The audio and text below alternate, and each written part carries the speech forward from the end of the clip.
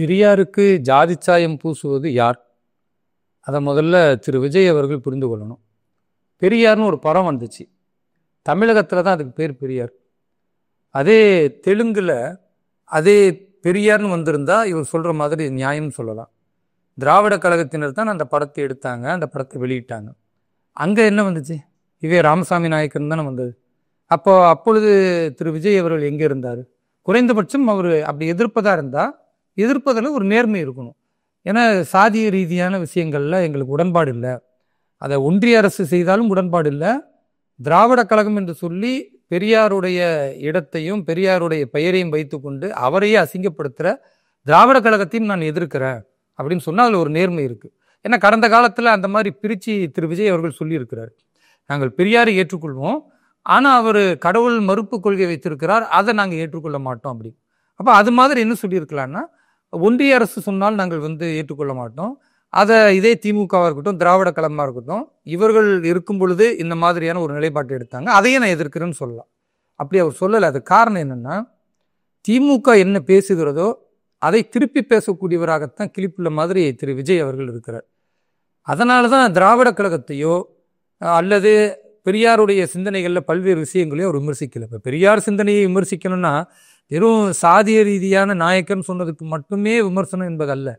அவர் பெண்ணியத்தை இழிவுபடுத்தி பேசியிருக்கிறாரு, தாய்மொழியை காட்டுமிராண்டி மொழி என்று தமிழ் மொழியை இழிவுபடுத்தி இருக்கிறாரு. அதே மாதிரி பெண்களை ஒரு போகப் பொருளாக பயன்படுத்திக்கிட்டு இருக்கிறாங்க அப்படின்ற விஷயத்த அவர் எதிர்க்கணும்னா அதுக்கு அவர் சொன்னது என்னன்னா, கருப்பையை அறுத்து எரிஞ்சிருங்க அப்படின்னாரு. அப்ப அது தீர்வு கிடையாது. ஒரு பெண்ணைக்கு தாய்க்காக தான் அழகு இல்ல, பெண்களுக்கு ஒரு அடக்குமுறை ஆண்களால இருக்கு அப்படின்னு அதனால கொடுப்பை தூக்கி எரிச்சுட்டு அதுக்கு பேர் அடக்குமுறையா? அப்படியே பெரியாருன்னு சொல்லக்கூடிய ஈவேராவுடைய தாயார் நினைச்சிருந்தா இப்படி ஒரு வாய் கொழுப்பா பேசியிருக்க முடியுமா? அது மாதிரி நிறைய ஈவேராவுடைய அந்த பேச்சுக்கள் என்பது ரொம்ப பெண்ணியத்தை இழிவுபடுத்தக்கூடியதா, மத நம்பிக்கைகளை இழிவுபடுத்தக்கூடியதா இருக்கு. இப்போ நீங்க பாருங்க, மத நம்பிக்கைகள்ல பல்வேறு மூடத்தனங்கள் இருக்குமே, ஆனால் அதை மாற்றுவதற்கு முயற்சி எடுத்த பெரிய இந்து மதத்தின் நம்பிக்கையாளர்கள் இருக்காங்க. ஸ்ரீ ராமகிருஷ்ண பரமஹம்சர் இருக்கிறாங்க, சுவாமி விவேகானந்தர் இருக்கிறாங்க, அதே மாதிரி சங்கராச்சாரியார்கள். இவங்க எல்லாமே இந்த ஏற்றத்தாழ்வுகளை நீக்கி மூட நம்பிக்கையின் பெயரால் பல்வேறு தவறான செயல்கள் இந்து மதத்தில் இருக்குன்னா அதெல்லாம் சரி செய்திருக்கிறார்கள் கடந்த காலத்தில். அப்போ அந்த மதத்தின் நம்பிக்கையிலிருந்து சரி செய்வது தான் கரெக்டாக இருக்குமே தவிர மத நம்பிக்கை அதற்காக வேண்டாம் அப்படின்னா எப்படி? அது அதாவது மூட்டைப்பூச்சிக்கு பயந்து வீட்டை கொளுத்தின கதை தான் ஈவேராவுடைய நிலை. அதனால தான் தமிழகத்தில் நீங்கள் பாருங்கள், திராவிட கழகம் என்பது அப்படியே சுருங்கி போய் ஊருக்கு 2 பேர் இருப்பாங்க, ஆனால் திமுகவில் அதிகமாக இருப்பாங்க. அதுக்கு என்ன காரணம்னா, திராவிட கழகத்தின் கொள்கை என்பது அது பிற்போக்கான முட்டாள்தனமான கொள்கை என்பதை புரிந்து கொண்ட அறிஞர் அண்ணா அவர்கள் என்ன செஞ்சார்னா, ஒன்றே குலம் ஒருவனே தேவன் சொன்னார். அப்போ நமக்குன்னு ஒரு கடவுள் இருக்கிறாரு, நம்ம எல்லாரும் சாதி மத பாகுபாடு இல்லாமல் ஒரே குலம் அப்படின்னு. அதைத்தான் நாங்கள் பாரத் மாதாக்கு ஜெயன்றோம். பாரத் மாதாக்கு ஜெயன்னா இவங்களுக்கு எரியுது. அதையே தமிழில் ஒன்றே குலம் ஒருவனே தேவன் சொன்னார், அதை ஏற்றுக்கொள்கிறார்கள். இதுலேருந்து என்ன பார்க்கணும்னா, விஜயை பொறுத்தவரை அரசியல் ரீதியான ஒரு புரிதல் அவர்கிட்ட இல்லை. அதனால தான் ஒன்று திமுக பேசக்கூடிய அதே பேச்சை பேசுவார். இப்போ சமீபத்தில் கூட என்ன சொல்கிறாரு, அதாவது எலெக்ஷன் நேரம் வந்துருச்சுன்னா பணத்தை அள்ளி குமிச்சிருவாங்க, அது யாருடைய பணம்? அது உங்களுடைய பணம் தான். அதுக்கு என்ன அர்த்தம் அவர் சொல்ல வர்றாரு? இப்போ உங்களுடைய பணத்தை அவர்கள் உங்களுக்கு கொடுப்பாங்க, அதை வாங்கிக்கங்க, ஆனால் எனக்கு ஓட்டு போடுங்க, இதுதான் அவர் சொல்ல வர்றாரு. இதாவது அவர் சொன்ன கருத்தா? இதுவுமே திரு விஜயகாந்த் அவர்கள் சொன்ன கருத்து தான். அவர் தான் எலெக்ஷன் கேம்பெயினில் சொன்னார், யார் வேணாலும் பணம் கொடுப்பாங்க, திமுக கூட கொடுப்பாங்க, வாங்கிக்கங்க, ஆனால் ஓட்டு எனக்கு போடுங்கன்னு சொன்னார். அதையே காப்பி அடிக்கிறார் இவர். இப்போ தனக்கென்று எந்த ஒரு டயலாகோ எந்த ஒரு சிந்தனையோ எந்த ஒரு சித்தாந்தமோ இல்லாமல் அடுத்த கட்சியுடைய தலைவர்கள் இருக்கிறார்கள் என்றால் அதே தலைவர்களை தனக்கான தலைவர்கள் அவர்களுடைய கொள்கை தான் நம்முடைய கொள்கை என்று பேசுகிறார் என்றால் இது ஒரு கொள்கை நிலைப்பாடு இல்லாத ஒரு நபராக இருக்கிறார். எனக்கு தெரிஞ்சு நடிகர் விஜய் அவர்கள் வரக்கூடிய தேர்தலை சந்திக்கும் போது ஒரு 7-8% நிச்சயமாக வாக்கு சதவீதத்தை பெறுவார்.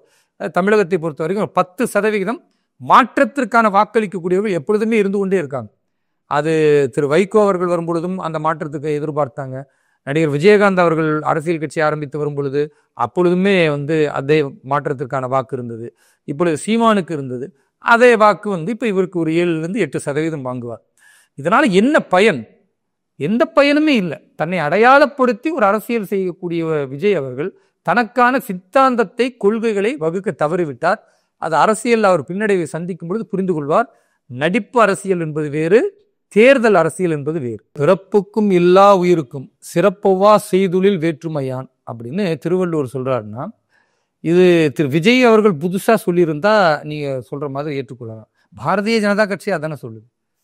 நாம் பிறப்பால் அனைவரும் ஒற்றுமையாக ஒரு குலமாகத்தான் இருக்கிறோம். அதே நேரத்தில் செய்யும் தொழில் இருக்குல்ல, அதுல ஒவ்வொருவர் அந்தந்த தொழில மேம்பட வேண்டும் என்று சொல்லுவதுதான் அடிப்படை.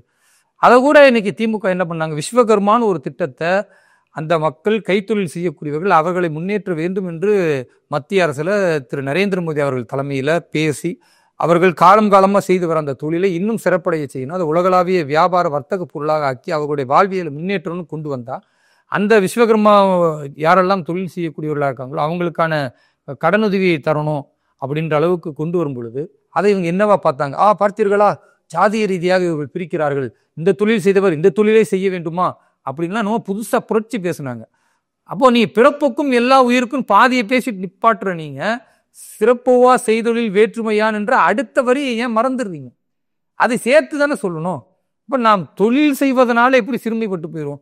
ஒருத்தர் ஒரு தொழிலை செய்கிறார், ஒரு சிலையை வடிக்கிறார் என்பதற்காக அது என்ன ஒரு தாழ்த்தப்பட்ட தொழிலாது? அதே மாதிரி ஒருத்தர் ஒரு நகை தொழில் செய்கிறாரு, நகையை அழகுபட அதை சிறப்பாக செய்கிறாருன்னா அது ஒரு தாழ்த்தப்பட்ட தொழிலாது? இவர்கள் நோக்கம் என்னன்னா மத்திய அரசு கொண்டு வர எல்லாவற்றுக்கும் ஒரு தவறான ஒரு விஷயத்தை கற்பிக்கணும் என்பது திமுகவுடைய நோக்கம். அதே நோக்கத்தை திரு விஜய் அவர்கள் செய்கிறாரே தவிர பிறப்புக்கும் எல்லா உயிருக்கும் என்பது அது புதிதாக விஜய் கண்டுபிடிச்ச வார்த்தை கிடையாது. காலம் காலமாக பாரதிய ஜனதா கட்சியின் ஜனசங்கத்திலிருந்தே நாங்கள் சொல்லுகிறோம், இந்த தேசத்தில் உள்ள எல்லா மக்களும் பாரத தாயின் பிள்ளைகள் தான். ஒரே வார்த்தையில் முடிச்சிட்டோம். அவங்க இந்துவா இருக்கலாம், இஸ்லாமியராக இருக்கலாம், கிறிஸ்தவராக இருக்கலாம், நாம் அனைவரும் ஒருவர். இதுக்கு பேரு தான் பிறப்புக்கும் எல்லா உயிருக்கும்.